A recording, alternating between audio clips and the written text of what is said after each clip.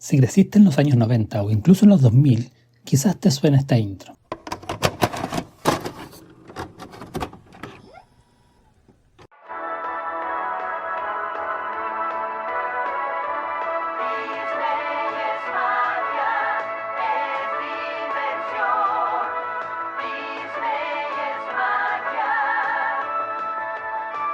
Yo fui uno de ellos. Tenía mis VHS de películas de Disney y las veía constantemente. Y hasta el día de hoy incluso puedo recitar algunos de los diálogos de memoria. Se pueden decir muchas cosas del estudio, que es una máquina de salchichas, que es el símbolo del sistema capitalista, que es un estudio que solo le importa generar dinero y... ¡Oh! ¡Soy la mascota de una perversa corporación! Todo eso es cierto, pero también no podemos negar que han creado películas excelentes. Si saben algo de la historia de Disney, sabrán que estas se dividen por épocas. La época de oro, la época de plata, la de bronce, etc. Sin embargo, una de las más reconocidas y más aclamadas tanto por la crítica como por los espectadores fue la que es conocida como el Renacimiento.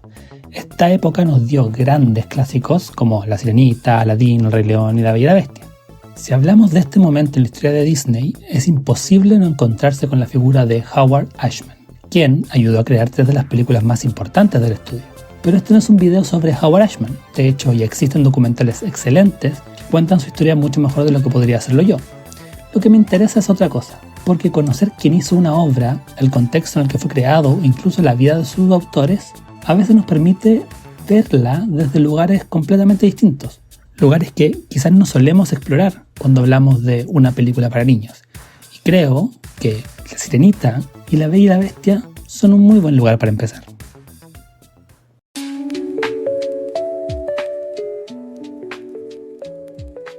Para saber cómo llegamos a estas películas, debemos entender dónde se encontraba Disney antes de esto. Desde la muerte de Walt Disney a mediados de los 60, Disney quedó un poco a la deriva con respecto a la dirección de sus películas animadas. Durante los años 70, Los Aristogatos y Robin Hood fueron éxitos moderados. Después, Bernard y Bianca, Los Rescatadores en España, punto para los españoles, fue un gran éxito, por lo que el estudio pudo mantenerse a flote hasta la siguiente década. Sin embargo, los 80 golpearon fuerte a Disney. El Zorro y el Sabueso, la siguiente producción de Disney, se tardó más de lo esperado en estrenarse, ya que algunos animadores se largaron de Disney, al no compartir la visión que el estudio tenía. Entre ellos Don Bluth, que logró crear una carrera propia, aunque quizás no tan exitosa como la de Disney, pero con grandes clásicos.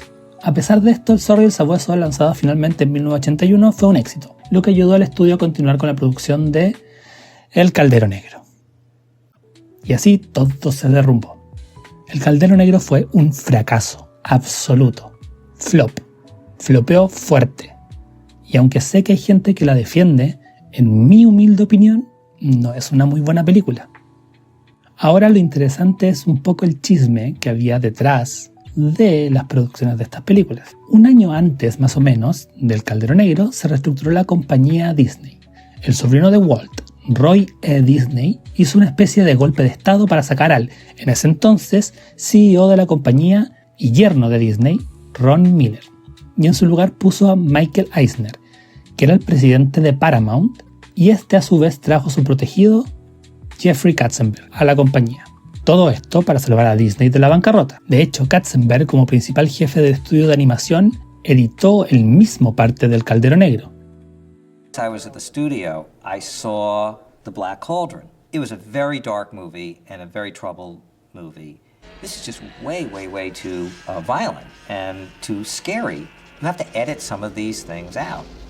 And they said, well, you can't edit an animated movie. I said, well, of course you can edit an animated movie. They said, well, no, you can't. Tras la catástrofe de esta película, Eisner consideró que se debía cerrar el departamento de animación de Disney y seguir con lo que sí generaba dinero, las películas live action y los parques temáticos.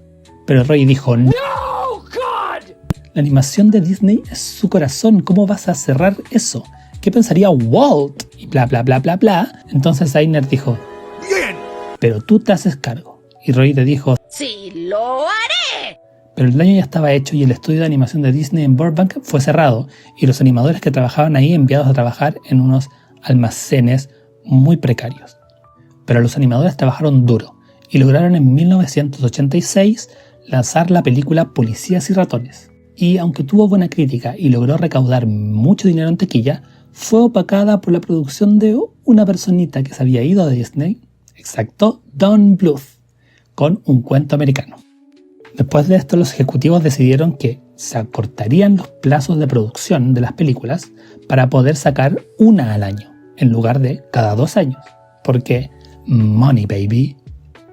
Oliver y compañía y Quién engañó a Roger Rabbit, lanzadas en 1988, fueron grandes éxitos, en especial Roger Rabbit, la cual se llevó a casa 4 Oscars. Entonces pareciese que Disney, en especial su estudio de animación, estaba volviendo a ser lo que era y salir del hoyo que había provocado el Caldero Negro.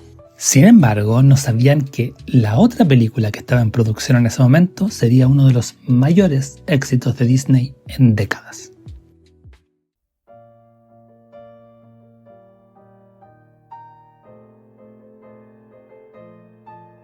Hay que volver un poco para atrás, a 1986.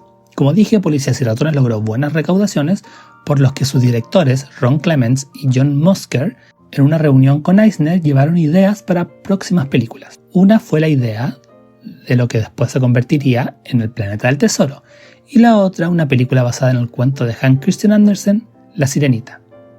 Eisner no le prestó atención a esa idea porque el estudio en esa época estaba en planes de hacer una secuela para la película Splash, una película de 1984 que había sido muy exitosa, sobre una sirena, que estaba protagonizada por Tom Hanks.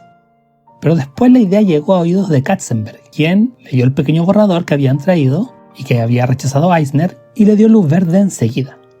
Después de que Oliver y compañía y Roger Rabbit fueran un éxito, se agregaron muchos más recursos a La Sirenita, para que fuera la próxima gran producción de Disney. Ron Clements y John Musker expandieron su pequeño borrador a un guión completo y la película comenzó a tomar forma. Y entonces algo sucedió. Jeffrey Katzenberg, por recomendación, trajo a un letrista y a un compositor que habían hecho una pequeña obra fuera de Broadway que quizás conozcan. Y así Howard Ashman y Alan Menken entran a Disney y cambian todo. Howard Ashman había tenido mucho éxito con Little Shop of Horrors y fue contratado por Disney para crear una de las canciones de Oliver y compañía. El siguiente proyecto de Ashman fue la obra musical Smile, la cual fue un fracaso en Broadway, por lo que él sintió que debía salir un poco de ese mundo y se unió al equipo de La Sirenita. Con eso trajo a su compañero de Little Shop of Horrors, Alan Menken, el cual se encargaría de la música.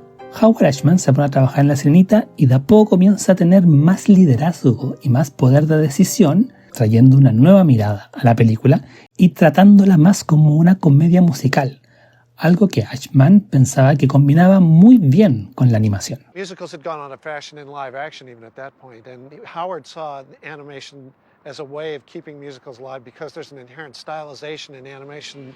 Music may have more license in the animated film in the same way that it does in the theater, simply because the level of reality is different. There's no game being played by a theater audience. We know that's happening right in front of us, and it's painted scenery and it's not real. When we go to the movies, it's a real street, or it looks a lot more like a real street, and we pretend it may be really happening.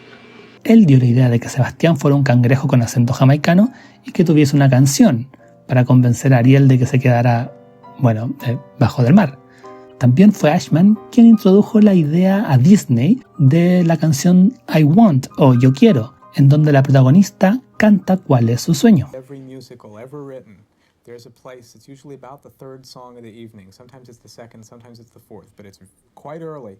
And the leading lady usually sits down on something. Sometimes it's a tree stump in Brigadoon. Sometimes it's under the pillars of Covent Garden in My Fair Lady, or it's a trash can in Little Shop of Horrors. But the leading lady sits down on something and sings about what she wants in life.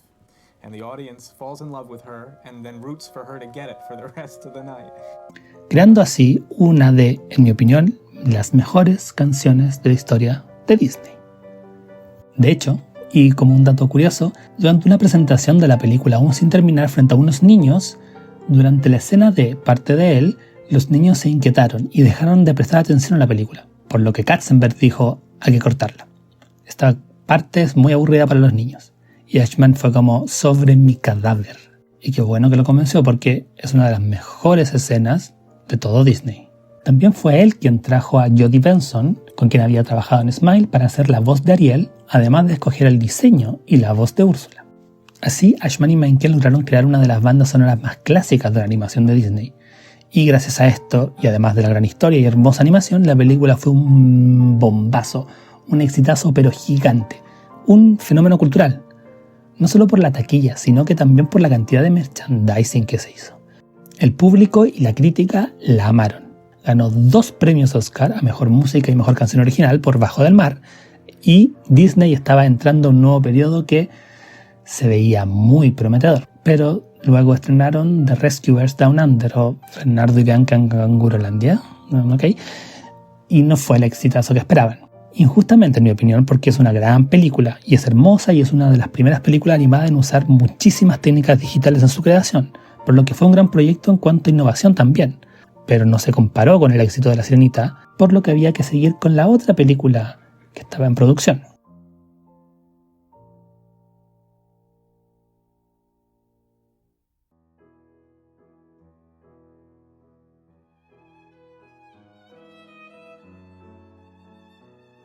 El mismo Walt Disney había intentado adaptar La Bella y la Bestia un par de veces cuando estaba vivo, pero sin lograrlo, por lo que después del gigante éxito de La Sirenita se decidió volver a intentar con este cuento.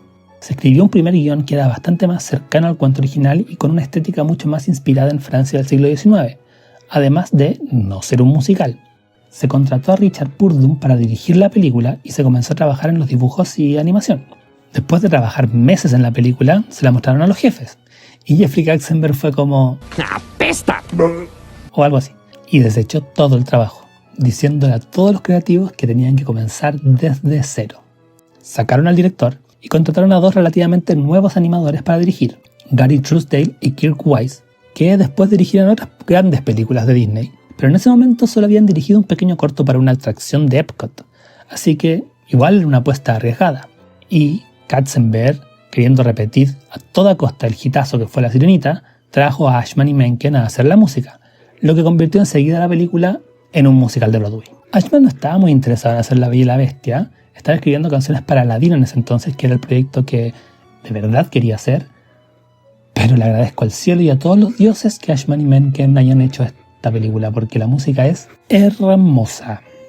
Fue allí donde la película comenzó a tomar forma, añadiendo más humor y los objetos encantados para tener un reparto más grande que en el cuento original, que básicamente solo aparece en Bella y Bestia durante la mayor parte de la historia. Además, se agregó el villano Gastón, que no aparece en el cuento original, pero, y aunque no hay evidencias que sustenten esto al 100%, puede que haya estado inspirado en el personaje de Avenant de la versión de 1946 del director Jean Cocteau, La Bête et la Bête, que también una hermosa versión de la historia. Si les gusta el cine clásico en blanco y negro, muy recomendada. Y Ashman también luchó para que una de las decisiones que separa esta versión de muchas otras se quedara en la película, la cual es que la historia se centrara en la bestia, es decir, que fuera la historia de él. En el cuento original, así como en la mayoría de las versiones que se han hecho, la historia generalmente es de Bella. Es ella quien tiene que ver que la bestia es en realidad una buena persona y mirar más allá de la apariencia externa. Bestia siempre es un buen hombre, pero es feo. Pero en la versión de Disney es Bestia el que tiene el arco más grande. Es él quien tiene que aprender a ser una mejor persona, entender qué significa amar a alguien y poner las necesidades de ella por sobre las de él. Después de revisar el nuevo guión, Katzenberg dio luz verde al proyecto y se comenzaron a crear los storyboards, los cuales serán llevados directo a Ashman para que los aprobara. La película tuvo una producción de solo 2 años, un tiempo extremadamente corto en comparación con otras cintas de Disney que normalmente tenían una producción de 4 años. Pero por la reescritura del guión y empezar desde cero, el tiempo se acortó muchísimo. Y aún así, el nivel artístico y técnico que tuvo la película, que tiene, es bastante impresionante. La película fue presentada a medio terminar en el Festival de Cine de Nueva York en 1991 y recibió una ovación de pie, consolidando la idea de que esta película sería algo especial. Entonces la cinta fue estrenada en noviembre de ese mismo año y fue un fenómeno. Fue un hit en taquilla y con la crítica y todos la amaron. Tanto así que fue nominada como mejor película para los premios Oscar de aquel año, la primera película animada en hacerlo, cuando solo había 5 nominados, y algo que no se repetiría por más de una década, hasta 2009, cuando Up fue nominada.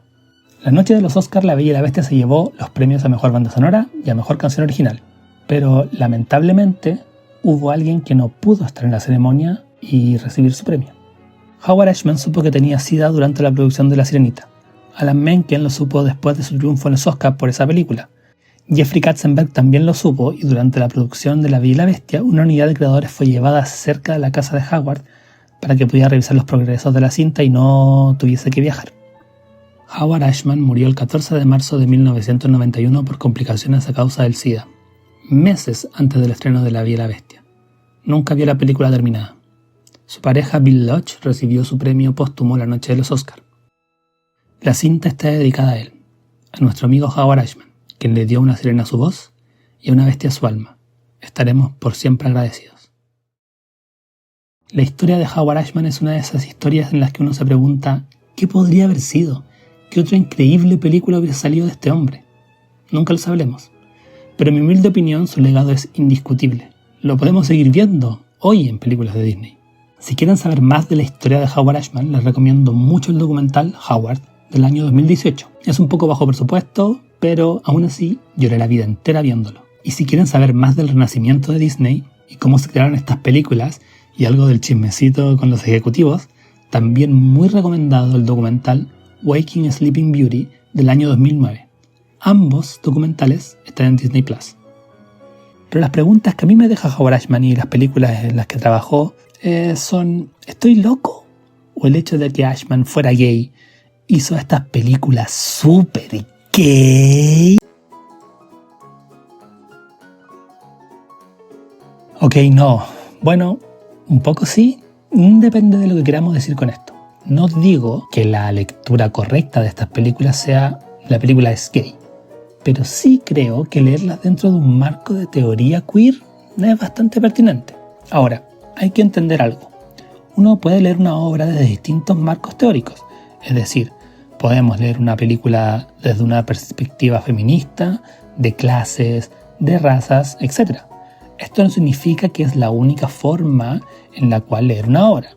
Hay múltiples maneras de interpretar el arte, y la teoría queer es solo una de los lentes por lo cual podemos observar una obra. Y entonces, ¿por qué usar precisamente la teoría queer para hablar de estas películas? Porque, creo yo, a diferencia de otras interpretaciones, aquí tenemos un contexto de producción que vuelve especialmente interesante esta lectura. Sabemos que Howard Ashman era un hombre gay, sabemos que participó en la creación de estas películas durante la crisis del VIH-Sida en Estados Unidos, sabemos también que existen referencias explícitas a la cultura queer, como la inspiración de Úrsula. Ninguno de estos elementos demuestra por sí solo que La Sirenita o La Bella y la Bestia sean películas queer, pero sí hacen que una lectura desde la teoría queer no aparezca de la nada. Existe un contexto cultural y creativo que vuelve siendo interpretaciones especialmente factibles. ¿Pero qué es la teoría queer? Parafraseando el texto de La teoría queer, la deconstrucción de las sexualidades periféricas de Carlos Fonseca Hernández y María Luisa Quintero Soto, la teoría queer nace a comienzos de los años 90, influenciada por el feminismo, el postestructuralismo y autores como Michel Foucault y Judith Butler. Su objetivo no es simplemente estudiar a las personas LGBT+, sino cuestionar las categorías que damos por naturales: hombre, mujer, heterosexual, homosexual, normal, anormal. Es una teoría que pone el foco en una mirada queer de la realidad, o en este caso, de una obra de arte. Por supuesto, la teoría queer es muchísimo más amplia que esta definición que estoy dando, pero para este video, esta idea creo que es suficiente. Y podemos utilizar este marco teórico para mirar estas películas, que créanme, tienen mucho que ofrecer.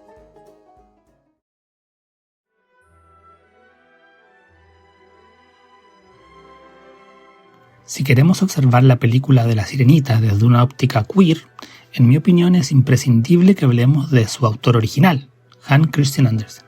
Hans Christian Andersen fue un autor de historias infantiles, entre ellas Pulgarcita, El Patito Feo y obvio La Sirenita, entre muchas otras, pero lo relevante para la historia de La Sirenita es que es muy probable que Andersen puso algo de su vida en la historia de esta pequeña sirena. Hay cartas bastante románticas que escribió Andersen a su amigo Edvard Collin, pero él nunca fue recíproco con sus sentimientos hacia Andersen y de hecho terminó casándose con una mujer.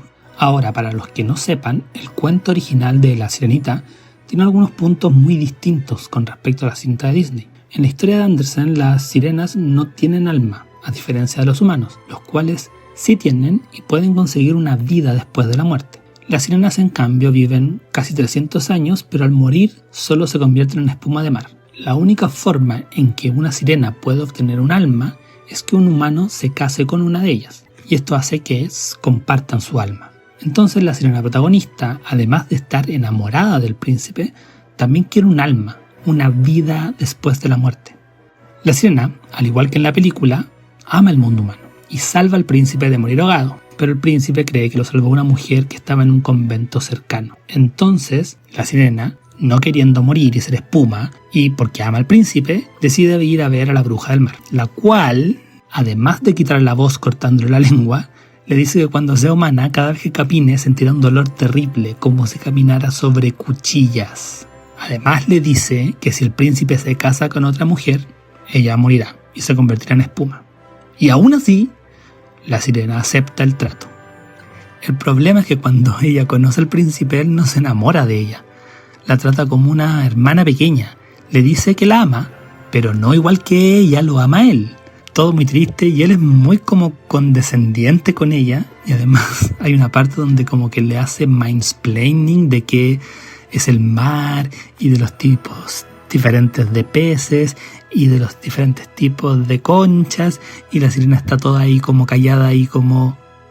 Sí sé, soy sirena, pero no le puede decir nada. Y es todo como, bueno, muy triste. Entonces el príncipe encuentra a esta mujer que él cree que la salvó y se casa con ella. Y la sirena tiene el corazón roto y sabe que se convertirá en espuma. Entonces aparecen las hermanas de la sirena y le dan una daga para que mate al príncipe. Si ella lo mata, podrá volver a ser sirena y vivirá por 300 años como lo hacen las sirenas y se convertirá en espuma cuando sea su tiempo de morir. Pero ella no puede matarlo porque lo ama y decide convertirse en espuma de mar. Pero entonces Deus Ex Machina aparecen unas entidades mágicas, los no sé qué del viento, y le dicen que por todo el sufrimiento que ha tenido, le darán la opción de ser un no sé qué del viento, y si hace buenas acciones en 300 años, Dios quizás le dé un alma. Y fin. Es una historia bastante triste, la verdad, pero bueno. El cuento puede leerse de muchas maneras. De hecho, la perspectiva espiritual o religiosa es bastante visible, pero aquí estamos leyendo desde una teoría queer. Por supuesto, no podemos saber con certeza cuánto de la vida de Andersen hay en este cuento, pero se pueden hacer paralelos bastante claros. La sirena ama a este hombre que no está enamorado de ella y se casa con una mujer, y ella no puede hacer nada al respecto. Y el cuento retrata el dolor constante que se siente cuando se ama a alguien que no te ama de vuelta y quizás nunca lo haga. No solo el dolor emocional, sino el dolor físico. La historia de la sirenita ya es un texto que permite una lectura queer. Y luego Disney y Ashman llegan y hacen una nueva versión y también con elementos queer. ¿Coincidencia? Bueno, quizás sí, pero no deja de ser interesante. Entonces yo me pregunto, si podemos leer la historia de Andersen desde su propia vida como persona queer, ¿no podríamos hacer lo mismo con Ashman y su versión de la sirenita? Yo creo que sí. Primero, y en mi opinión una de las imágenes más obvias que toman prestada iconografía queer en la película es la figura de Úrsula, cuyo diseño está basado en la drag queen Divine, famosa por ser una de las musas inspiradoras del director John Waters. I hate when gay people say, "This is my lover." Who are you, Lady Chatterley? Y fue Ashman quien eligió el diseño de Úrsula, de varios diseños que se habían creado. Para mí no es difícil pensar que Ashman en los años 80 tuviera conocimiento de la escena drag de Nueva York y particularmente de la filmografía de Waters. O sea, para mí creo que es claro que el gran número musical de Úrsula es prácticamente una performance drag. O sea, miren cómo usa sus anguilas como una boa de plumas. Yes, bitch, work. No por nada, Úrsula es una constante figura que se puede ver en shows drag. Y cuando se anunció la versión de live action que se iba a hacer de la sirenita, recuerdo que muchas personas pedían a una drag queen para interpretar a la villana. El número de Úrsula es icónico y, como dice mi gurú personal Lindsay Ellis, explica la teoría de performatividad de género de Judith Butler, pero tú sabes, de forma divertida. Por otra parte tenemos Part of Your World, en español Parte de él, la canción que Ariel canta donde nos dice a nosotros como audiencia qué es lo que quiere. quiere estar donde está la gente, allá donde brilla el sol, pasear libremente con los humanos y se pregunta ¿cuándo será mi turno? ¿Cuándo voy a salir de aquí? Algo que la comunidad LGBTQ+ puede empatizar bastante. Sentirse no parte de un mundo que te oprime constantemente y no te deja ser quien eres. El rey Tritón hace lo mismo con Ariel.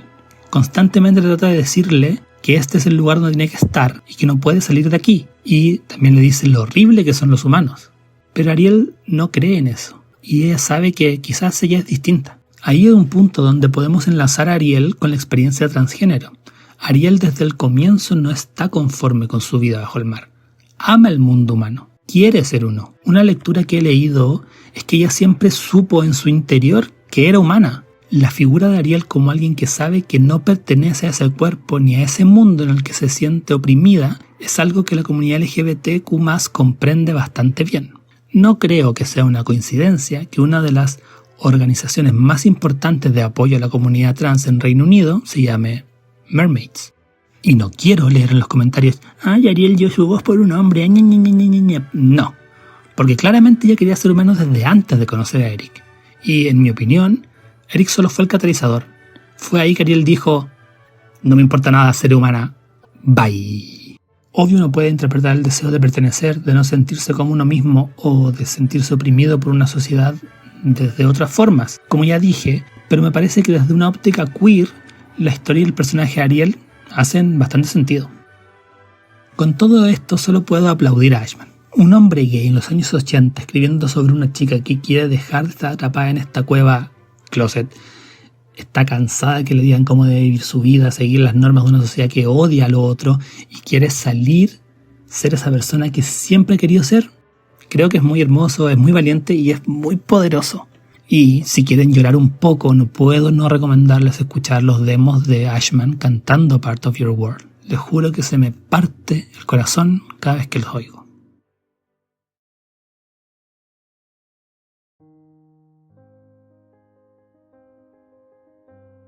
La historia original de La Bella y la Bestia fue escrita por Gabriel Suzanne Barbault de Villeneuve en 1740. Y se creó más que nada para ayudar a las mujeres jóvenes que tenían que casarse por conveniencia a encontrar algo en estos hombres con los que las obligaban a casarse.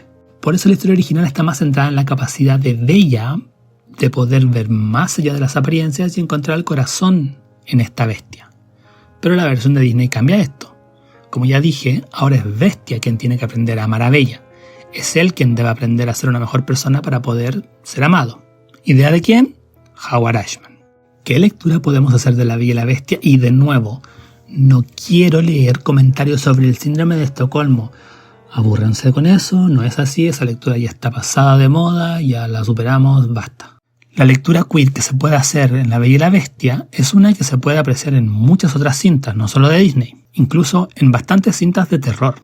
El otro como ser de conflicto. El otro entendiéndose como aquel que no encaja con la norma, que está fuera de lo que se considera normal o común. Como establece Jerry Griswold en The Meaning of Beauty and the Beast, de manera fundamental, La Bella y la Bestia trata sobre la otredad, y la historia permite un análisis de nuestras propias reacciones hacia la otredad en todas sus variadas formas. Esto claramente puede aplicarse en otras lecturas, como la diferencia racial, la diferencia de clases, económica, o, en el caso que vemos ahora, el otro desde el género o la sexualidad. Así la comunidad LGBTQ+ históricamente ha sido puesta en el lado de el otro, de el monstruo. No por nada muchos de los villanos de Disney presentan cualidades que se asocian a la comunidad gay, el queer coding. Si quieren saber más sobre el concepto de queer coding, les recomiendo mucho el video de Fuera de Foco que explica este concepto muy bien. Pero básicamente es que se le atribuyen características a los personajes que son consideradas estereotípicamente queer. Entonces, si vemos el otro como algo monstruoso, en La Bella y la Bestia, el monstruo es la bestia. Él es el algo distinto. Él es el otro. Él es algo al que tememos, pero porque es distinto. Lo dice explícitamente en la canción de Matar a la Bestia. No en el doblaje latino, pero en la versión original hay una parte que dice: no nos gusta lo que no entendemos. De hecho, nos asusta. Y este monstruo es, por lo bajo, misterioso. Y sabemos quién escribió esta letra. Howard. Hay algo ahí que creo que es muy decidor de cómo se miraba, y aún se ve, lamentablemente, a la comunidad LGBTQ+, en un mundo heteronormado.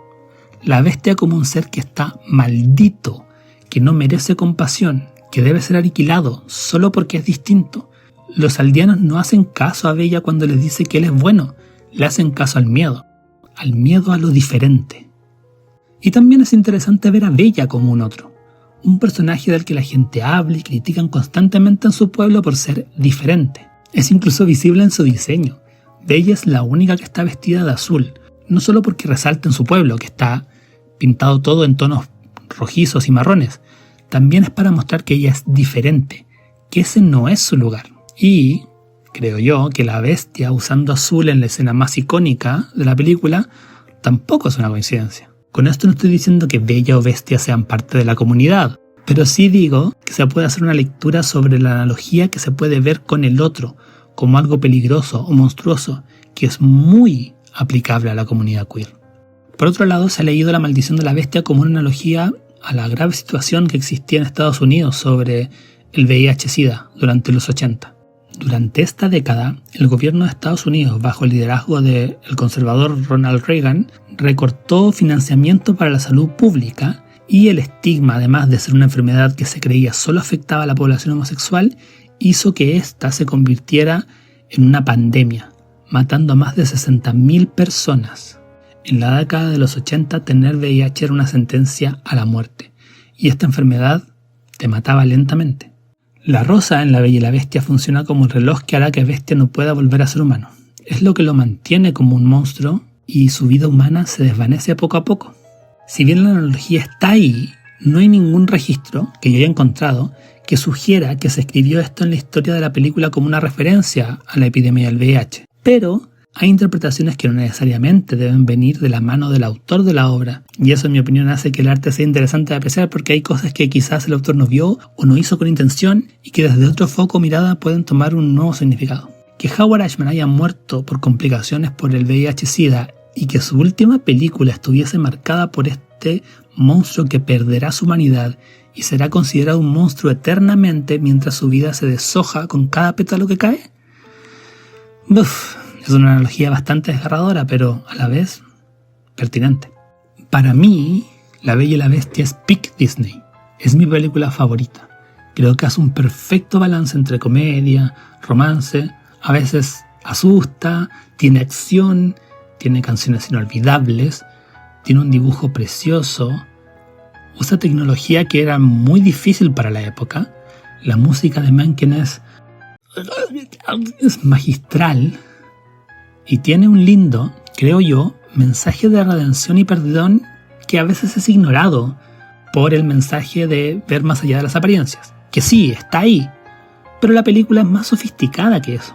En mi opinión, es más sobre un hombre que aprende a amar y aprende a ser una mejor persona.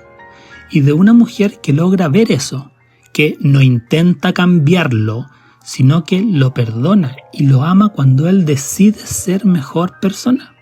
Ay, mi película favorita, la amo con todo el corazón.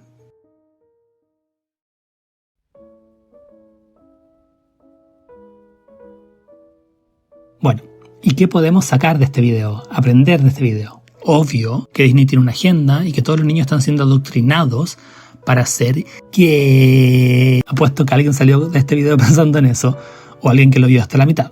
Pero no. Esto no se trata de imponer una lectura única y absoluta sobre estas películas. Y tampoco se trata de decir que Disney tenía una agenda secreta en los 90. Se trata de entender que el arte no se hace en un vacío. Nace de personas reales que tienen vidas, dolores, identidades y contextos históricos. Howard Ashman era un gran letrista y además era un hombre que vivió cosas que ayudaron a crear su arte. Estuvo en una época, en un país en particular, trabajando por una compañía específica y eso hace que sus creaciones tengan un contexto. Y el volcar de manera implícita o explícita, consciente o inconsciente, su sensibilidad sobre la marginalidad, la otredad y la búsqueda de aceptación logró que millones de personas que jamás encajaron en la norma encontraran un refugio en sus canciones y en las películas que ayudó a crear. Revisitar estas películas y mirarlas desde otra perspectiva quizás ayuda de cierta manera a mostrar que hay cosas que quizás todos compartimos más de lo que creemos. Sentirse aislado, sentirse fuera de lugar, sentirse que no perteneces, son sensaciones universales y eso debería unirnos en lugar de separarnos. El otro, el monstruo que se quiere destruir, quizás no es el monstruo que la gente quiere que creamos. O la sirena que quiere ser humana solo quiere ser feliz y sentir tener el cuerpo en el que debe estar. Podemos leer estas películas como queramos, pero creo que casi todos podemos simpatizar con los sentimientos de estos personajes. Si este video te sirvió para ver a Ariel o a la bestia con otros ojos, o te ayudó a reflexionar sobre cómo leemos obras de arte, o al menos te dio a conocer la brillante y triste historia de Howard Ashman, ya cumplió su objetivo. Quiero repetirlo una vez más. Una obra puede tener múltiples interpretaciones. Solo depende de dónde las miremos. Y esas miradas no destruyen la obra. Al contrario, la hacen infinitamente más interesante. Este video se demoró un poco más en salir porque tuve que hacer mucha investigación, así que perdón por la demora, pero trataré de sacar videos más deprisa y demorarme menos en hacerlos. Así que si les gustó el video no olviden de suscribirse, poner me gusta y compartirlo si pueden en sus redes sociales, eso me ayudaría mucho. Y eso, gracias de nuevo por verlo, a todos los que se han suscrito y nos vemos en la próxima.